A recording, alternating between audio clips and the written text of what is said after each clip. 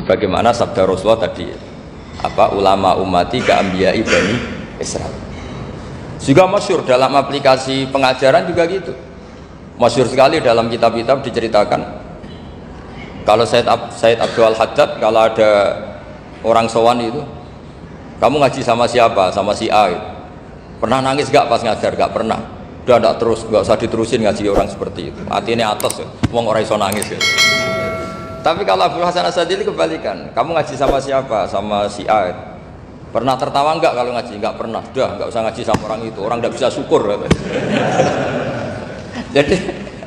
jadi itu manhaj besar.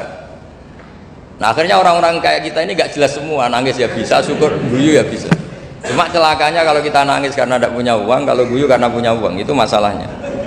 Tapi kalau wali-wali dulu enggak, kalau senyum ya karena saking yakin rahmatnya Allah itu wasiat rahmatu. Kalau nangis ya karena takut azabnya Allah. Kalau kita kan enggak, sangat-sangat materialistik. Ini yang membedakan kita. Sebenarnya nangis dan senyum itu satu keharusan karena Allah punya madharul jalal. Ketika Allah dengan sifat keagungannya, maka kita ini seorang Jawa serakot bersenyum. Tapi Allah itu kadang sebagai madharul jamal, adanya satu keasikan. Sehingga yang merengut itu yang salah. Makanya dalam ilmu tasawuf, kutub wali itu hanya dua. Allah dengan madharul jalal, dengan Allah yang madharul jamal.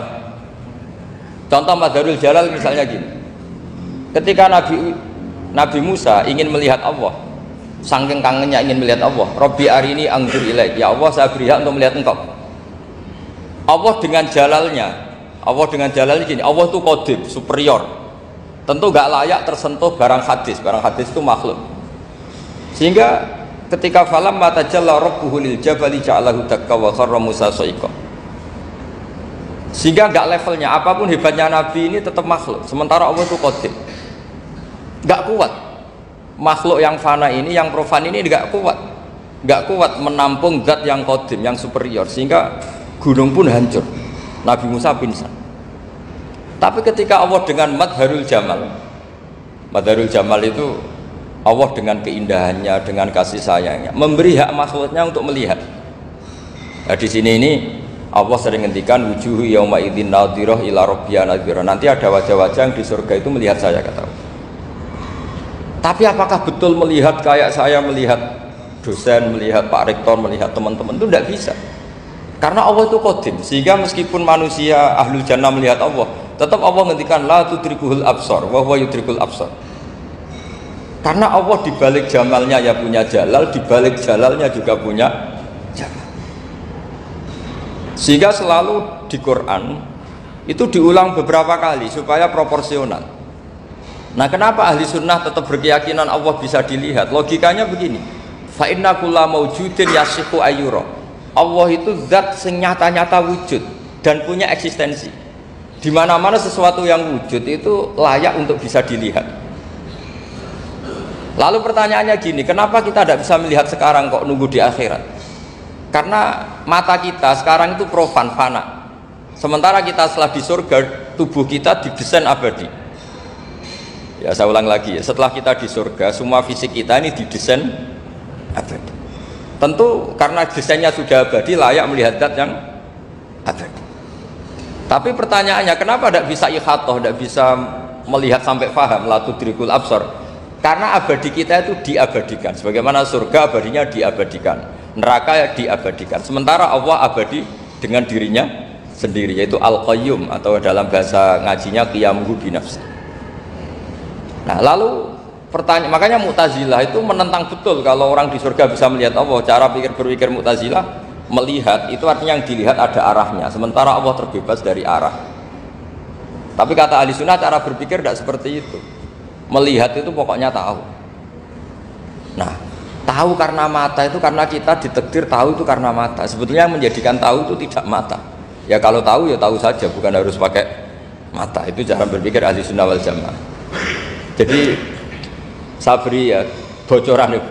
Kenapa mazhab ahli sunnah itu yang dipilih oleh banyak mayoritas di dunia, jumhur itu. Ahli sunnah itu dianggap pikirannya lebih orisinal. Misalnya ahli sunnah kalau ditanya, kenapa kamu melihat? Ya melihat saja. Kenapa kamu mendengar? Ya mendengar saja. Kesannya itu tidak rasional, kayak orang yang kayak orang yang nggak pinter itu. Tapi sebetulnya itu yang benar. Jadi cara berpikir ahli sunnah itu melihat itu menjadi tahu. Menjadi tahu itu bisa karena mendengar, bisa karena melihat, bisa karena dikasih tahu, bisa karena bersentuhan. Sebab itu di Quran itu ada ayat ala ya'lamu man khalaqa, bukankah zat yang menciptakan itu menjadi tahu. Sehingga kenapa Allah itu selalu tahu? Karena Allah yang menciptakan. Kalau kamu tahu karena mata, sekali itu jauh maka kamu tidak melihat. Atau kamu sekarang buta, kamu tidak melihat. Atau tertutupi barang itu maka kamu tidak melihat. Tapi kalau kamu tahu karena kamu menciptakan, maka akan melihat terus. Misalnya saya ini tukang batu. Saya ingat betul ketika saya bangun Monas, itu pulpen saya tak tanam di dalam Monas. Saya ingat betul kalau pulpen saya warnanya putih, tak tanam di Monas 2 meter dari fondasi. Setelah saya pulang ke Jogja ditanya, di dalam Monas ada apa? Ada pulpen, posisinya 2 meter dari fondasi. Kenapa saya tahu? Karena saya yang menciptakan. Nah, karena menciptakan ini sehingga tahu saya akan terus menerus. Tapi kalau tahu karena mata, sekali barang itu tertutupi, nggak tahu. Misalnya saya tahu jenengan karena dekat sekali jenengan kemana-mana saya sudah tidak tahu. Tapi kalau saya menaruh sesuatu di tubuh Anda, sehingga kamu kemana-mana saya tetap tahu bahwa barang itu ada di tubuh. Nanti kalau ada yang protes, tapi bisa saja Gus barang itu dicuri orang kemudian Anda tidak tahu.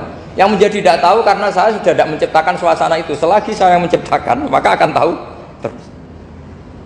Nah, tapi karena Allah ini menciptakan semua yang ada di bumi, maka Allah tahu terus. Jika Allah tahu cara bikin kuman, terus tahu bahwa manusia itu punya kuman, kumannya punya organ, organnya juga punya kuman. Terus gak kebayang. Kamu bayangkan kayak, makanya Allah itu kalau cerita sederhana, innallaha la yastahi ayyadriba mathalam ma ba'udatan fama fawqaha. Allah itu tidak malu bikin perumpamaan nyamuk, karena nyamuk itu lebih dahsyat timbang gajah. Para pematung itu disuruh bikin gajah masih mampu, bikinkan patung gajah, mungkin masih sanggup. Tapi kalau tak suruh bikin patung nyamuk, nggak usah bikin hidup, patungnya saja sekecil itu. Padahal nyamuk kecil itu punya organ tubuh. Lalu bikinnya organ tubuh nyamuk itu kayak apa sih? Organnya punya kuman, kumannya punya organ, organnya juga punya kuman. Sehingga orang-orang alim itu baca nyamuk itu lebih jadi ayat Allah ketimbang melihat dinosaurus. Tapi sekarang orang itu nggak tertarik ceritanya. Jadi beda perasaannya orang alim sama orang awam. Kalau orang awam tuh melihat mukjizat kan yang dasar-dasar kayak dinosaurus, gajah, wow gitu. Kalau orang alim nggak, malah melihat nyamuk. Nah, kealiman seperti itu terjaga di umatnya Muhammad, di umatnya Rasulullah Muhammad SAW. Karena ketika umat ini nggak ditunggui para nabi, itu Allah menjamin Muhammad, ulama umatmu nanti punya kemampuan seperti nabi. Tentu tidak dalam keutamaan ya, keutamaan tentu nggak sekelas sama nabi. Kenapa itu terjadi? Karena tadi para nabi ini mewakili sekian karakter. Kalau kita sangat mencintai Indonesia, maka kita akan tegas siapapun yang ingin menghancurkan Indonesia. Itu kira-kira cerminan Nabi Nuh. Kalau kita sangat mencintai Allah, maka kita akan benci sebenci-bencinya sama orang yang mendurhakai Allah. Tapi masalahnya Allah yang kita cintai itu memaklumatkan diri kalau bersifat ghafur, pengampun.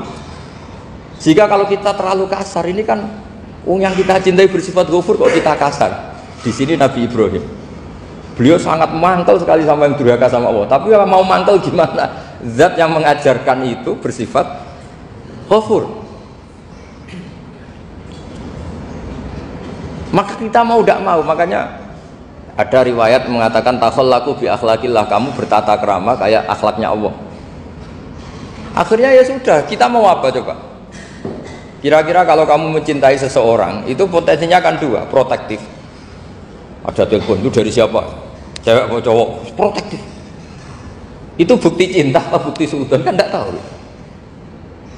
Tapi misalnya kamu cinta perempuan terus, WA-an sama lelaki gak apa-apa, jalan sama lelaki gak apa-apa, sama masa lalunya pacarnya juga gak apa-apa. Itu cinta apa pembiaran? Kan sama-sama gak jelas. Nah kira-kira mencintai Allah itu kira-kira analoginya seperti itu. Kalau yang satu protektif, Allah harus zat satu-satunya yang disembah, nggak boleh didurhakai, nggak boleh dikhianati, sehingga ini sangat keras sekali. Nah, ini Nabi Nuh. Di sini ada Nabi Ibrahim, karena orang yang zat yang kita cintai bersifat ghafur, Jika kalau kita terlalu tegas beda dengan sifatnya Allah yang bersifat ghafur. Nah umatnya Nabi seperti itu mulai dulu. Ada yang moderat, ada yang keras, ada yang setengah keras, setengah moderat. Ada yang ngambil sikap, oh udah mangan turu, ngenteni mati. Nah, itu lebih baik itu timbang punya istihad tapi gak jelas, mendingan. Itu ada riwayatnya. Suatu saat ibadah akhir umatku terbaik adalah tidur. Maksudnya tidur itu gak ngambil sikap, masyhur itu. Saya beri riwayat yang ada di Bukhari Muslim. Satakunu fitanun al-qa'id fiha khairun al-qa'im wal qa'in fiha khairun al-masi wal masi fiha khairun nasai. Nanti di akhir zaman itu banyak fitnah, kata Rasulullah. Yang duduk lebih baik ketimbang yang berdiri, yang berdiri lebih baik ketimbang yang jalan biasa lebih baik ketimbang yang jalan bergegas. Man tasyarrafa laha tastasrifu. Fitnah itu adalah siapa yang terlibat maka akan semakin parah. Sehingga semenjak itu ulama berpikir nanti di akhir zaman kalau ada fitnah itu sebaiknya orang ngambil sikap sepasif-pasifnya, secuek-cueknya. Jadi semua syurahul hadis sepakat makna hadis ini apa? Orang disuruh sikap secuek-cuek. Misalnya pilihan presiden, contoh kecil pilihan presiden. Mungkin para intelektual nggak merasa, tapi kalau ulama itu cara berpikir beda. Pilihan presiden, kamu fanatik milih A, yang satu fanatik milih B, ya presiden atau bupati atau gubernur. Terus yang satu bilang gini, wah kalau nggak di presideni A, nggak di bupati A, nggak di gubernuri A, negara ini rusak. Mungkin betul dari segi jejak rekamnya A ini bagus. Tapi pertanyaannya secara tauhid, bagaimana Anda menggantungkan kesejahteraan sama makhluk? Kamu nggak pernah terusik begitu kan para intelektual? Itu kan melukai. Bagaimana mungkin Anda menggantungkan kesejahteraan dengan seorang makhluk? Wah kalau di presiden A pasti Indonesia makmur, kalau bupati A pasti Sleman makmur, pasti Bantul makmur. Nah, bagaimana mungkin makhluk yang sedang soleh kamu pastikan selalu soleh? Wong dia makhluk bisa berubah. Sementara yang B misalnya fasik, wah kalau dipimpin B pasti rusak negara. Bagaimana kamu pastikan B yang fasik selalu fasik? Dia saja dia husnul khotimah. Yang fasik pas mimpin jadi soleh, yang soleh pas mimpin jadi fasik.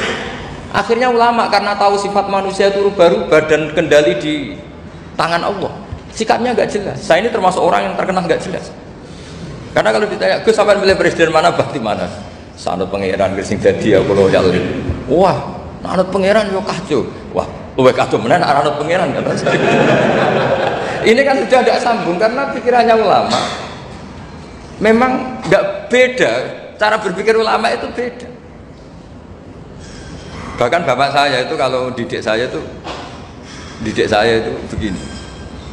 Kalau meseli saya atau ngirim saya dulu itu kan pakai mesel. Hak ini uang kamu 500.000 untuk kamu. Mesti ditambahi 100.000 ini untuk buat jajan sama teman-teman. Mesti ada uang pokok, ada uang sodako.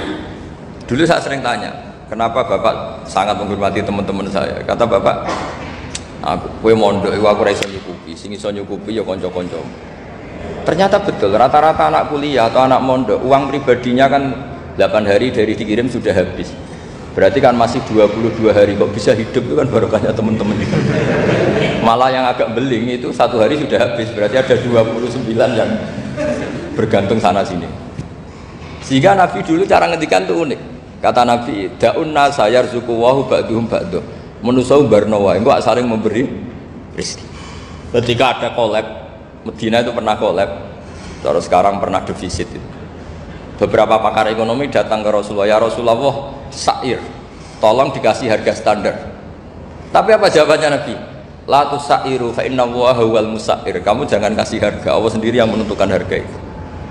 Terus kata Nabi, kenapa engkau begitu ya Rasulullah? Ini negara harus ditentukan harga karena gini-gini. Kata Nabi, saya tidak ingin ketemu Allah dalam keadaan dolim.